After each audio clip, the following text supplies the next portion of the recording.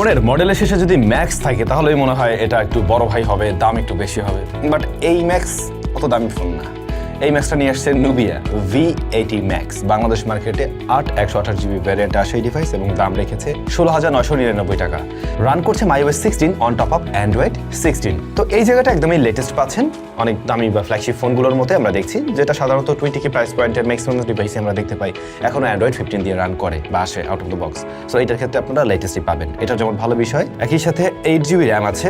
এখন র্যামের স্বল্পতা চলছে আপনারা জানেন, সেই জায়গায় আমরা এই প্রাইসে 8GB র্যাম পেলে সেটাকে আমি ভালো বলবো। সো ফার্স্ট এই ডিজাইন, এই বাজেট রেঞ্জে কিন্তু যারা ফোন কিনে তাদের জন্য লুক অনেক ইম্পর্ট্যান্ট একটা ফ্যাক্টর। ফোন 17,000 টাকা হইলেও লুক হইতে হবে কিন্তু ফ্ল্যাগশিপের মতো। এই বাজেটে কিন্তু মানুষ এরকমই চায়, সেই পয়েন্ট অফ ভিউতে কিন্তু এটার ডিজাইন আমার কাছে ভালোই লাগছে। মিনিমাম আর সুন্দর একটা লুক কিন্তু 6.9 ইঞ্চিসের IPS প্যানেল দেওয়া, 120Hz সাপোর্টও আছে। এই বাজেটে এটার আমি স্ট্যান্ডার্ডই বলবো। IP64 এর রেটিং আছে এই ফোনটাতে, এর ফলে পানির স্প্ল্যাশ থেকে মুক্ত থাকবে এবং ধুলাবালি ঢোকার সম্ভাবনা কম। নুবিয়া দাবি করতেছে সেটা। তবে যেই জায়গাটা নিয়ে কোনো কমপ্লেন করার সুযোগ নেই সেটা হচ্ছে এই ফোনের ব্যাটারি। 6000 mAh এর একটা ম্যাসিভ সেল এটাতে দেওয়া হয়েছে, যেটা দিয়ে খুব ইজিলি আপনারা পুরো দিন পার করতে পারবেন ইউজ করলে। আর যদি লাইট ইউজ করেন তাহলে আপনারা 1.5 দিনের চাইতে বেশি